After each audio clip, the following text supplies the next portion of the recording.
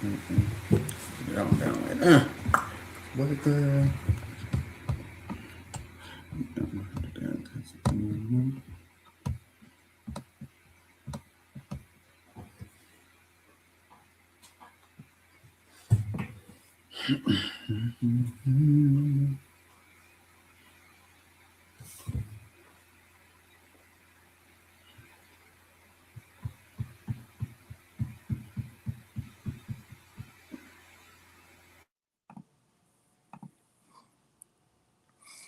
All right, everyone. We are live with Triggered by Sanjay, me.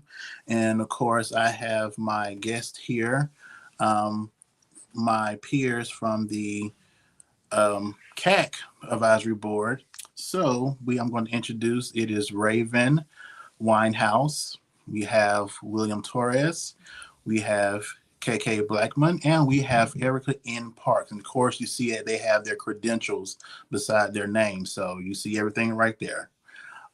So I'm going to get to the first question. Of course, this podcast is about why did we become advocates? Of course, we probably became being in this space, for different reasons, of course. And we're just now going to talk about to see, where did we come from? So I'm going to start with Erica, actually. We'll be taking off mute. Why? Let me go back to this question. I'm sorry. So what made you become an advocate, and why is it important to this day in 2026 still? I'm going to take you off mute. You go ahead. Hello, everyone, and thank you for having me on this amazing panel. I was raised in advocacy. I watched it. I watched my mom, a chief human steward, fight for people's jobs, their pay, and fair treatment. So I saw early on the need for advocacy. It became more personal when we took care of my grandmother. She was diagnosed with HIV. She didn't pass from it, but the stigma really impacted my family. That's what pushed me to go into this work. And today, advocacy matters because too many people are impacted by decisions and they don't have a voice in these situations. Hmm. Okay. That's interesting take. Of course, I have a follow-up question, but I'm not waste time. I'm going to go to William. Why did you become an advocate, and why is it important today? For me, I'm William Torres Fuentes. I'm originally from Puerto Rico, so hola a todos. I became an advocate early in my 20s. Right now, I'm in my 40s. I've been living with HIV since 2003, so it's been a passion of mine, always work in any cause, but love being able to work with people living with HIV because I think that there's so much we can do and there's so much we need to do. So that's why I'm still fighting today and trying to make things better. Okay. Thank you for that. All right. Ravyn, you're up next. Take it off mute. Hi everyone. Thank you so much for having me online. I became an advocate due to the circumstances that I was facing as a teenager. After I aged out of foster care, I really wanted to make a difference and speak up for those that were pushed under the rug and that didn't have a voice. Okay. Mhm. All right. And last but not least, KK Blackman. Yes, hello everybody. I'm KK. I use she, her pronouns. And I wanted to get into HIV advocacy, actually more so HIV prevention. It was personal for me. I had an uncle who passed away when I was about 11 years old from complications due to HIV. He identified as MSM. He was a person who injected drugs. He had a lot of different other diseases that he was battling as well. And I as the oldest child, was watching him as he was navigating that space. And this was in the 90s when, we saw it on TV. Of course, if you all remember, like a lot of the, what is it? The talk show host, Oprah, Ricky Lake, everybody was talking about it. This was when, of course, I had the opportunity to really watch RuPaul advocating for it as well. So I'm a little girl watching it, in addition to was moved by Hydea Broadbent, who was a huge HIV advocate and a person who was living with the disease herself. And that's what ultimately prompted me to get into this work. And over the years, I have seen that there has just been a huge need within the community that I live, grow, work, breathe in. And that's why I still continue to work today. Okay, thank you. Circling back to you, Erica, you mentioned, your grandmother, which is not, I would say not necessarily unheard of, but not common for someone to speak out that their grandmother, was diagnosed with this chronic illness. So which time, what timeline or time period was that when you knew of her status? I remember very well. This was in 1996. I'm dating myself. My senior year of high school. Okay. Okay. So was she, okay. And you said, hold on, which year again? 1996. 1996. I was about 3. Of course. about 3. No, I'm trying to think back. Okay. So how old was she technically? My grandmother was about 57. I want to say 57 or 58. She died a few days before her birthday. Okay. So did she ever say like how long she was, like, I would say, living with it, or is it just something sudden it just was brought up during that time? So this is a different time frame in Southeast Atlanta, and my grandmother lived in Summerville, and she was, just to give you some background, she was an alcoholic, and so she passed from cirrhosis of the liver. My grandmother transmitted HIV from sexual activity. She did not know she was positive. It was a matter of them offering the test, doing a lot of different tests on her, trying to figure out what was going on with her immune system. So it was something that she didn't even realize that she was living with. So at that age, so it was like in her 50s when she found out? Yes, right before she passed. Yes. So we don't know how long she had the virus. So that's I just want to get more context around it. As you mentioned the grandmother part, I was like, yeah. So thank you for that. So another question is, we're going to the next question. How did your, not besides you, but was there other family members had their feedback regarding that that you were kind of stunned by, or it was just, you just had to keep it pushing?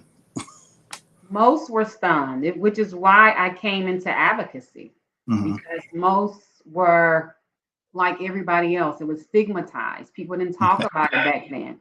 So that stuck with me. Okay. Yeah, I just wondering because during that time frame, which is expected. So during, being an advocate, what have you learned that you never knew in this field, good or bad? What have you learned being an advocate that you never knew, good or bad? And who wants to go first? All right, KK. All right, you go. What I will say, what has really been surprising is, well, number one, I want to give credit where credit is due. We have come a long way in this fight against ending the HIV epidemic. We have seen a lot of just changes in modern medicine. We have things like the U equals U, and just seeing a lot of progress that has been made.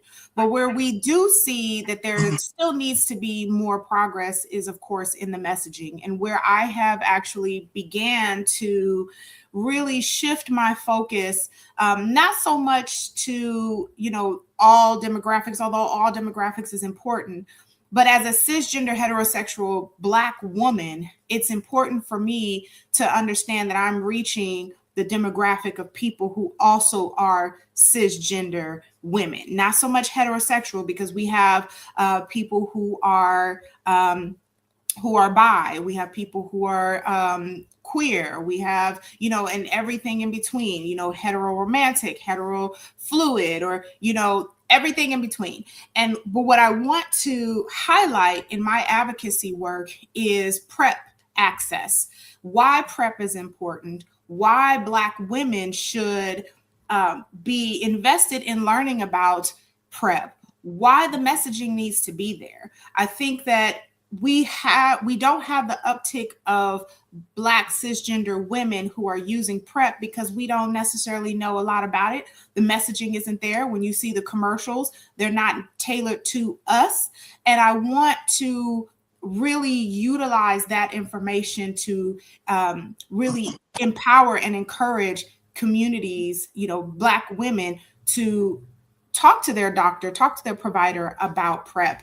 Really, first and foremost, selecting a provider that is affirming, that is willing to have this conversation, that is willing to actually do a lot of the testing that is needed, and then who is not afraid to really have the discussion. And really, I want to also go onto college campuses, HBCUs. Here in Oklahoma, we have the only HBCU, Langston University, where I do know that this information is necessary. So that's where my advocacy work has kind of transitioned me, and where I do feel like we have to really work more in that arena. Okay, thank you for that. I'm going to go over to Ravyn, to that question I asked earlier. What have you learned being an advocate that you never knew, or something new? It can be good or bad.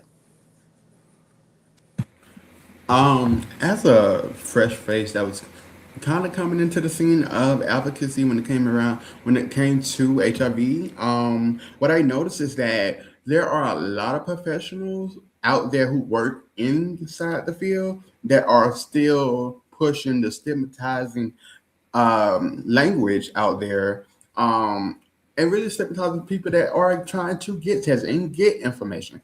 I've noticed and I've observed folks talk about certain stuff while there are folks that are living with HIV inside the room. I'm like, no, what are you doing? Like, do you know who's here? Sometimes people are kind of obtuse to what they say. I really think that as we progress and continue to progress, that a lot of folks need to be mindful of what they say, how they say it, and who they say it to, because you never know who you're talking to. That's what I learned. Yeah, and I'll follow up on that later. Erica? What I've learned is advocacy is simple. Information changes outcomes. So the more you know, the better you can navigate, whether it's health, policy, or on your job. But in reality, not everyone has access to the same information. And so when you don't have that information, you're treated differently. You shouldn't be. So advocacy for me is about closing that gap, making sure those that don't have the access to the information or don't know how to navigate are able to be included and bringing their voices in those spaces that I'm in. All right. And Will? Yes. So in my case, I believe everybody is an advocate in one way or another, because we're always trying to change things and trying to, for example, something that I put very simple. When I gave this the other day, you go to a grocery and somebody charge you something, you say, hey, that's not the price. You're advocating for yourself. So simple things like that. What I've learned from the years is that I have matured in the way I see things and the way I direct things. This flip side is also that we get burned sometimes. We get tired and we get frustrated, and that's part of being an advocate. We get tired, we get hungry. We get all these feelings, and trying to canalize that and say, hey, let me step back for a minute and re-examine myself. Where are my goals? Because sometimes it's difficult. Being an advocate, an HIV advocate, for example, letting people know our stories, and for me, it took a long time to navigate that. But now I feel comfortable enough to be here and say, hey, I'm a person living with HIV. Mhm. And for me, that is the part that makes me feel good, that I'm able to talk and be able to say, hey, we're here and we're healthy and we're human and we're beautiful and we're everything in the spectrum. So Yeah, I appreciate that. So I missed the opportunity to give my spiel on why I became an advocate. Um, so the reason I became an advocate is because, of course, in 2017, to be exact, of course, here in Arkansas, I was unfortunately criminalized um, for my health status with HIV.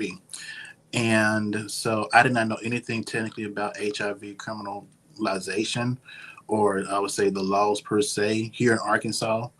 Um, and so when it, of course, happened to me, um, my vow was to be public. Because, of course, during this time, I was unfortunately, arrested. People get your mugshot, spread on, social media, thousands of shares. Of course, it was bad.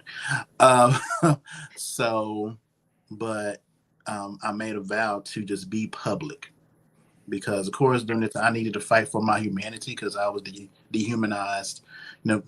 Just imagine the worst things that people were saying about me. The worst. It happened, and again, fighting for my humanity, knowing that I'm not a monster, but just getting the truth out, and it's not what it seems. And how the laws, with certain laws, the language in them, the people assume that the way the law is written, the way it's put out, that something was transmitted, but it was never that. It was basically based off disclosure law. He say, she say. There was no proof of, my word against theirs of the alleged victim or whatever. So of course I had to fight against that for nearly 2 years. With the case.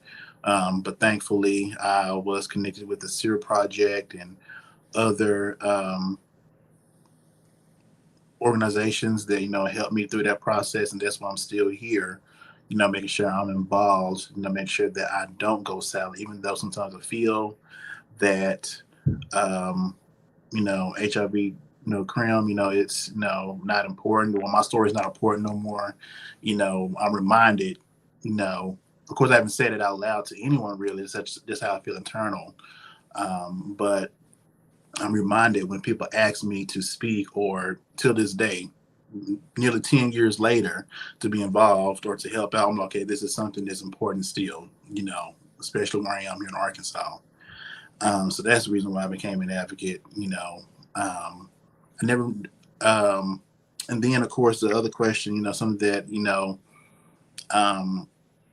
I was finding out in certain spaces, going back to what Ravyn said, agreeing with her, that certain people that are in this field could be based off their own personal trauma of being diagnosed, or their outview, even though they may not be diagnosed, their outview of it, how, again, it can be very stigmatizing, how they approach if someone, I understand everyone should be cautious, but it shouldn't be coming to the point where it's fear mongering. It should not be fear mongering. Of course, be aware. Being educated means you have tools, how to protect yourself, arm yourself, especially, our youth as well. They need to be, well educated, because again, I wish I was in that position of having all this information, because I had to find it the hard way at 19, basically. So, and I'll be 33 in 2 weeks. Yes, 2 weeks. I'll be 33. So navigating through that, making sure that whenever And then of course egos too. I've seen those, in these conferences and space like that, people have certain egos, but it is what it is. We all family. We have those family members. We know how to deal with, but we in the same fight, trying to get to a goal. But I'm going on to the next question. This is about burnout, which I believe we all experienced. Burnout, basically getting tired. You feel empty because you put out so much. Wherever in whatever space you were in, you just feel so tired. So, have you experienced burnout, and how did you deal with it to recover to get back into the fight?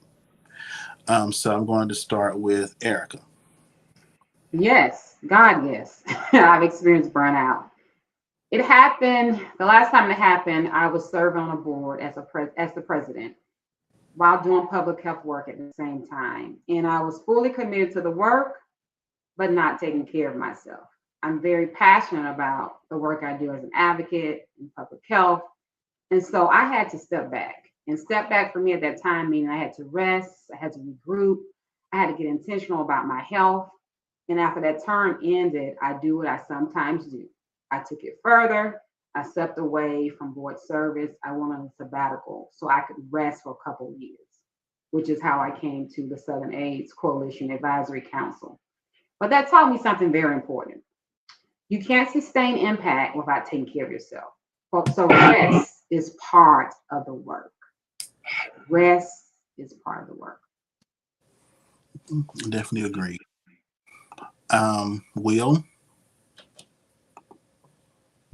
So, like I said a few minutes ago, currently I'm coming out of a burnout. I think with the current climate, political, and all that is happening now, in some way or another, we all been impacted. So I've been trying to step back a little bit. For example, for me, it's not watching the news, because I love to watch the news, but I said, hey, I need to step back a little bit, and resting. I think that finding joy in the things that give me pleasure, which is, for example, gardening.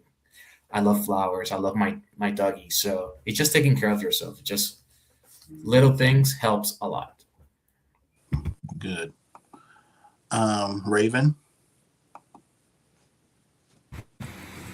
I will have to say yes. I do experience burnout. I know that I advocate so hard throughout the year that I have to take sometimes 90 days and up for like a reset. Um, burnout does look different for a lot of folks. I would say that, but for me, I would literally have to literally step back while I would step back from being in the forefront. I do not step back when I'm in the background. Though I still work and do smaller things without having to exert myself or take on as much as I want to. I have to set that boundary with myself, or I'd be going crazy.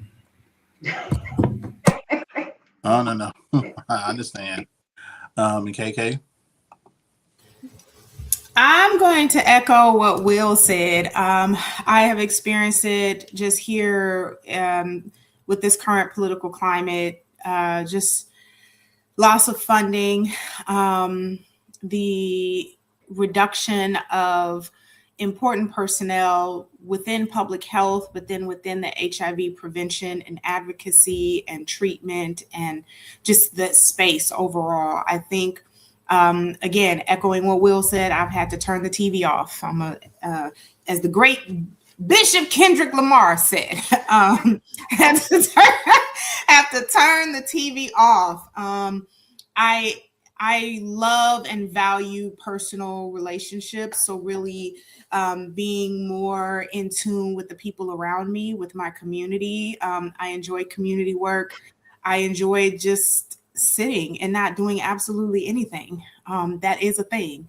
So I think that's how I've been able to really sustain and continue the work with that, and not being afraid to take myself off of boards, as Erica said. You just need to take that step back. Mm-hmm. Yeah, I definitely agree. And I know for myself, experiencing burnout because even though I'm not per se directly in the field, I would say full time or, all of you, um, but me feeling like, well, again, with this current administration, um, per se. Again, as KK mentioned, the loss of funding, the budget cuts and stuff of that matter, is real, makes me just angry. Of course, me forget about the other things that's going on with the administration right now with accusations and stuff like that. And all this is overwhelming. It makes you angry. Rightfully so, because again, you're dealing with folks' lives. You're dealing with our health. You put it in great jeopardy. And where we're spending this country, they're spending our money over in a war that that never should have happened. That money should be put back into the country for other things that they're cutting, besides not just HIV funding, but cancer research and different things. It's like y'all playing with our money, and y'all doing some shiesty ass shit. And it makes me, of course, I'm sorry, that just came out, but no, but it is very shiesty. Y'all playing. It makes me angry that we have to go through this type of system of voting, having to wait it out while they still constantly doing shit, still waiting and waiting. That's aggravating too as well. But it's still important still in this country to vote, because it's what we went through. As a country and as a people, voting is highly important. People had actually died, the day for our right to vote. So no, but other than that, not to get off track, this is, even though I don't speak out, and my thing of stepping away is, even though I doom scroll, on Facebook or TikTok, whatever. On Facebook, I make it intentional for myself not to, just go on or what's going on, not to mention what's going on in the, country. Yes, I see everything. Yes, I feel everything, from when he first got in office, but it's a lot. It's a lot of things that's going on, and I just cannot just put myself just to speak out on it. And so, of course, KK, you wanted to say something? Yes, I want to say something really quick. Sanjay, I know this is not the platform for that, but I don't want to gloss over what you said. Voting has consequences. And I want to make sure that we highlight that, because what we are seeing right now, and I'm going to just give me 1 minute, 60 seconds. No, go ahead. Go ahead. What we are seeing right now with this current administration is the absolute dismantling of systems and processes and resources that have been put in place to help people with HIV, with preventing HIV. I'm not going to gloss over that. I have been quiet. I have not said anything. I have tried to be politically correct, but I'm done with that shit. We need to call it out, call a spade, and call it to the table.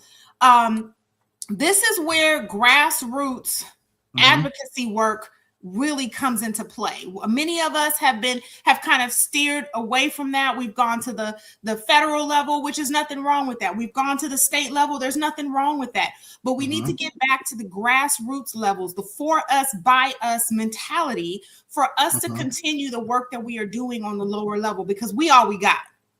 And I want people to understand that this is not going to change. What our current administration has done in less than 2 years has totally dismantled what we have been doing for the past 40 years, for the past 50 years. And I want to make sure that we put that out there into the atmosphere, because yes, voting has consequences. When you are deciding to not vote, or when you are deciding which way you want to vote, understand that you're not just voting for your own interest or against your own interest, but you are voting in favor or against all of those that you claim are family, are friends, and people who rely heavily on this funding, especially Ryan White funding, that has seen a drastic decline in funding. So I just want to take that opportunity. I don't want to gloss over that. No.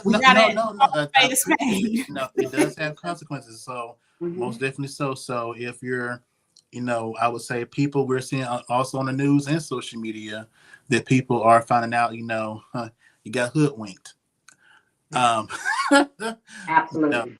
You got hoodwinked, and now even though we unfortunately in some areas, yes, we are connected, and we have to suffer as a country because we're all connected in some way. Whether it can be about race, gender, sexual orientation, health status, class status. In some way we're all connected, and we're going to feel the hit. It's just how we're going to react to the hit. We know how to deal with it, basically.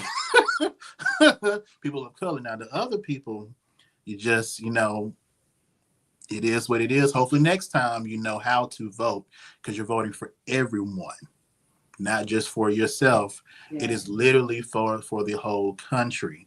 Yes, have disagreements, for their particular party or whatever, or president that's running. It is what it is. That's our right. Again, it is a right in this country. Mm-hmm. But again, morally, all right, y'all be seeing it now. But I would say, for our self-care, for us, people of color, still laugh. We gonna, enjoy life, travel. I plan on doing that hopefully next 2 weeks. That self-care is highly important. Next week I'm going to see the Devil Wears Prada when it comes out. Just those things like that, we still going to have to push and just do. In spite of, we don't know what the end's going to be. Even some things I'm going through right now personally, I don't know what the end's going to be, but I'm still going to push for it. And I'm going to just live. So that's what we can do. So that's my advice or encouragement. Now to the next question. Well, y'all probably maybe touched on this a bit, but I'm going to ask it again anyway. Now, has your view changed or approach, or your approach to being an advocate? Has it got modified throughout the years, your approach to it or your view? I can go. Go ahead. It does. It changed, and I think as we mature into advocacy, it's like different levels. I think the more you know yourself and you start getting to know other people. For me, it's been a pleasure working with all of you in the CAC, in the Council for AIDS, Southern AIDS Coalition, and I think we've re-energized from each other, and that's the energy that I love.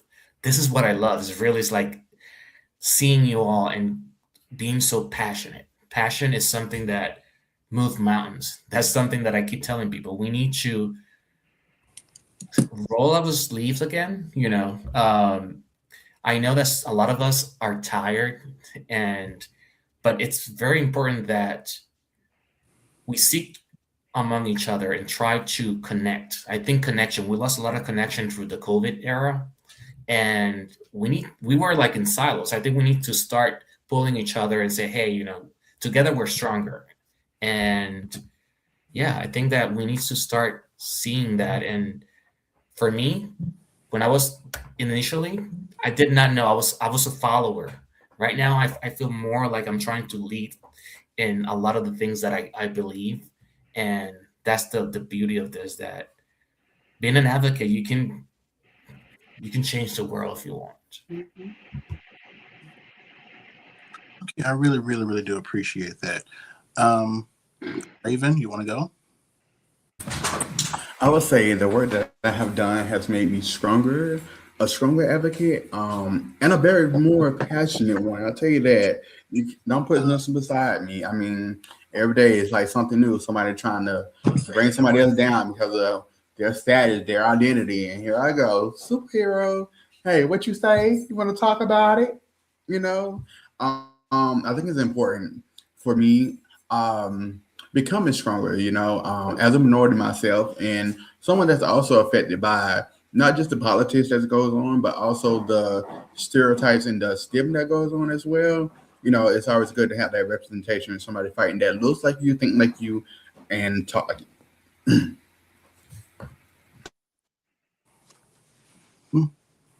Appreciate that. Erica? My view of advocacy hasn't changed, but my approach sure has.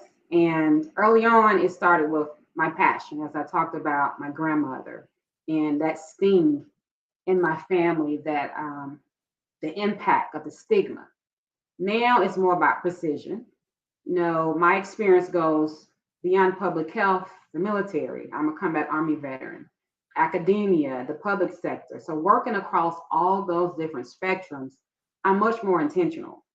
I understand the full system now. So when I am advocating, I'm looking at the stakeholders, how decisions are made, the downstream impacts that will happen from what I recommend. Let me give you a quick example. When I was at Fort Jackson, I was the installation health promotion officer. There was one me on every installation, but for a full Army-wide enterprise. And so you got 96 of me across the whole entire force. And so going into something like that, before I can make recommendations, I had to assess what we call the terrain, the environment. And so I assessed the environment, I interviewed stakeholders, I looked at the data. The data give you the facts, identified the gaps, and then I came forward with a clear fact-based recommendations that align with the stakeholders of how to move forward.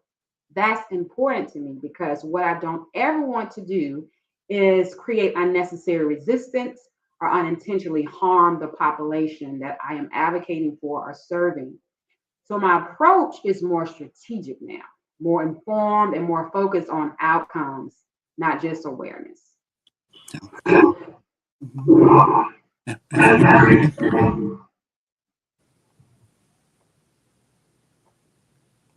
KK? Yes. So everybody keeps saying everything that I want to say. And so I agree. My passion for advocacy is still there. Actually, it has increased once I started getting into the weeds and really recognizing where the gaps are. I will say, yes, my approach to advocacy work has changed. Fun fact, many people know this, some people don't. Being from California is very progressive. It is very future forward thinking. And we have made a lot of strides and a lot of progress as it relates to access, healthcare access, the healthcare infrastructure, HIV prevention and testing. I mean, we're just leaps and bounds ahead. And so to leave California where we're so progressive, coming to Oklahoma where it's stagnant, you have to alter your approach. You have to alter the way that you show up in the community. And then also taking into account those different nuances of, demographic, population, rural versus, urban area. You have to adjust, and you have to be willing to meet people where they are, and understand that there are other influences at play when you are working in community with others. And who to go? Ravyn, your turn. You're on mute. Okay. I think I went already You did for that know? question. All of us. Yeah. Oh, shoot. This means I'm not paying attention. Okay, so of course, my view,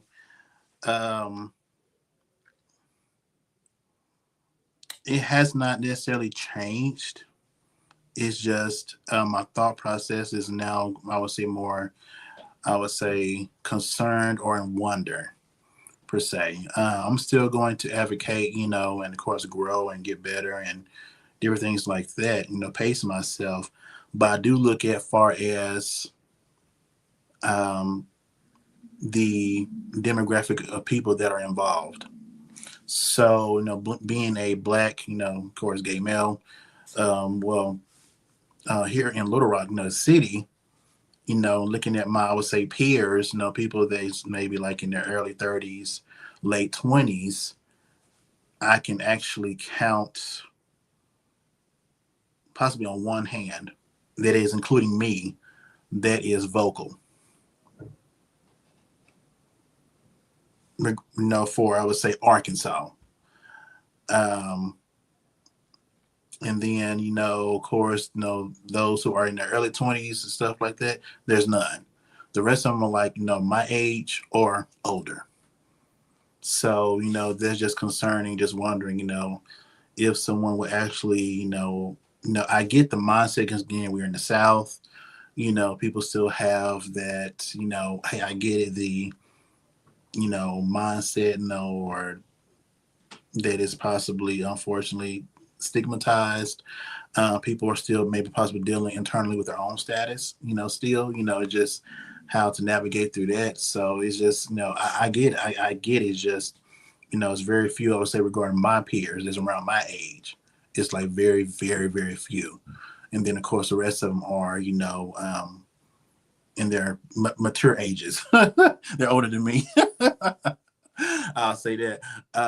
No, that are actually, they are speaking out, constantly. So that is just a thought like that I have. So just wrapping it up again, I told you I wasn't going to be long at all. Does anyone have like any encouraging words, for each other or just for those that are out in this field being an advocate? I Go ahead. I can go first. I think that something that I would like everybody to get out of this is that we are in a dire situation right now, and that a lot of people don't think we are in a dire situation, but I feel like we are, and we need people, for example, to be out there, to get out there, but also advocacy is taking care of yourself. Get tested. If advocate for PrEP, for prophylaxis. I think that's very important that we advocate for PrEP for everybody, not for just a few, but for everybody. And I think that's the important thing. HIV rates are going up. STIs are going up. Sexual transmitted infections are going up. So we need to make sure that we keep this alive, and the new generation knows that it's very important to be out there and to take care of themselves and take care of others. So that's the only thing that I want to leave everybody. And thank you for that. Erica, you have anything? You're on mute. Are you still on mute?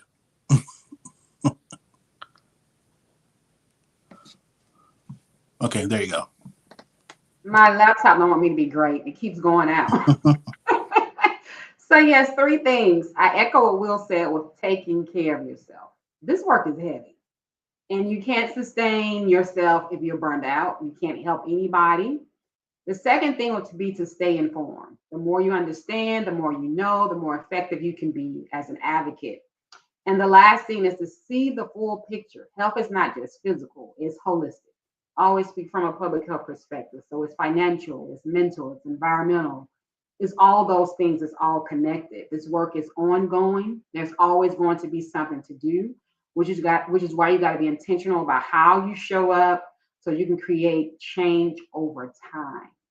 Change over time, making that impact over time. Thank you. Ravyn?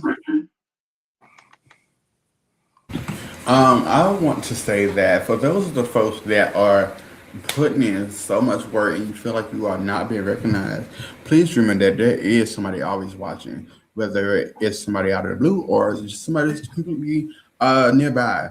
Somebody's always watching, so please do not give up in the fight.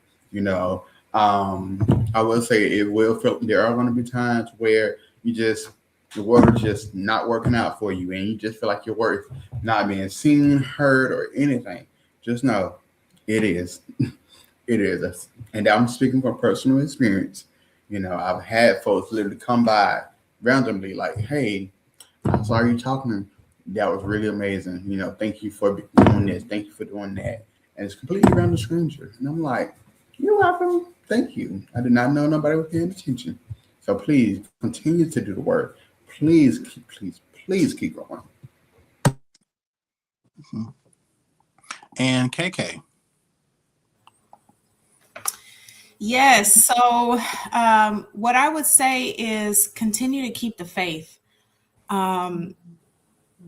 The universe, God, Muhammad, whatever your higher power is, if you have one, lean into it, tap into community.